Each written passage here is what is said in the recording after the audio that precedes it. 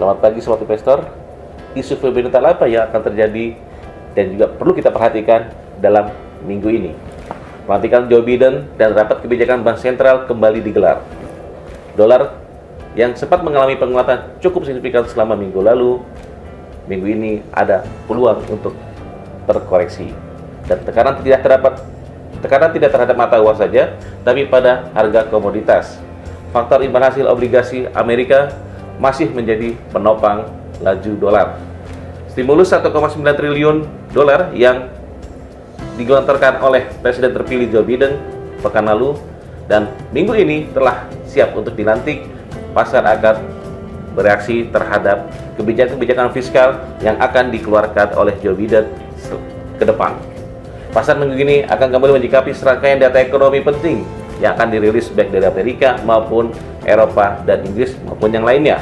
Dengan memperhatikan juga kita siap terhadap kebijakan yang akan diambil oleh Bank Sentral yang akan dijadwalkan minggu ini melakukan rapat bulanan, yaitu Bank of Jepang, Bank of Canada, dan ECB. Keputusan stimulus ataupun kebijakan moneter dari Bank Sentral tersebut akan menjadi perhatian pasar dalam pekan ini. Serangkaian data ekonomi yang akan dirilis minggu ini, perhatian investor tertuju pada rapat kebijakan dari Bank Sentral di luar Amerika, seperti rapat kebijakan dari Bank of Canada, Bank of Jepang, dan ECB, Europe Central Bank.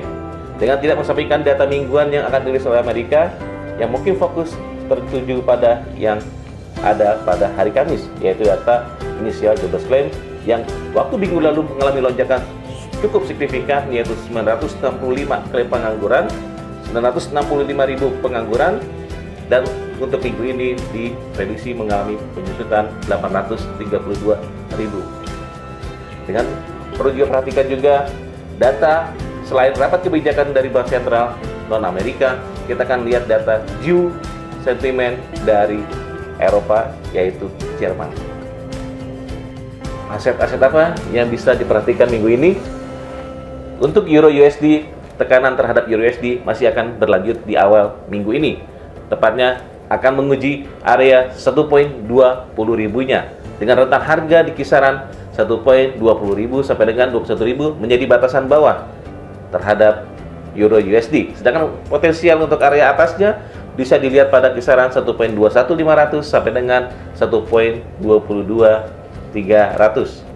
Untuk GBP USD, koreksi lanjutan kemungkinan masih akan juga berlanjut terhadap pound sterling, di mana area 1.3515 menjadi psikologis area di mana potensial turun terhadap pound sterling itu berada di kisaran 1.33800 sampai dengan 1.34700. Dan sebaliknya, potensial untuk buy ataupun kenaikan itu berada di atas kisaran 1.36500 sampai dengan 1.37500.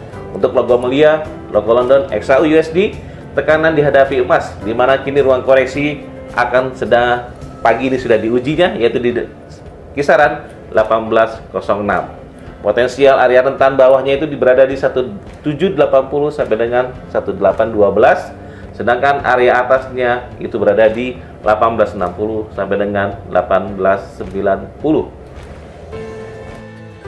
Smart Investor, kesimpulan untuk ulasan minggu ini yang menjadi perhatian adalah tanggal 20 Januari nanti, tepatnya hari Rabu, Joe Biden akan dilantik menjadi Presiden Amerika dengan didampingi oleh Kamala Harris sebagai Wakil Presiden sampai dengan periode 2025. Kebijakan-kebijakan fiskal akan kita nantikan, maupun kebijakan luar negeri di tengah kondisi pandemi corona dan upaya pemerintah Amerika untuk memulihkan stabilitas ekonomi yang saat ini terpuruk.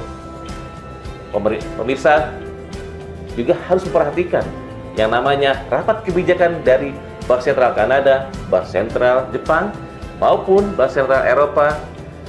Di tiga bank tersebut akan merilis sebuah kebijakan moneter yang diharapkan menjadi acuan bagi investor untuk melakukan keputusan transaksinya. Smart Investor, demikian ulasan untuk minggu ini. Semoga bermanfaat. Saya Nanang Wahyudin. Sampai jumpa.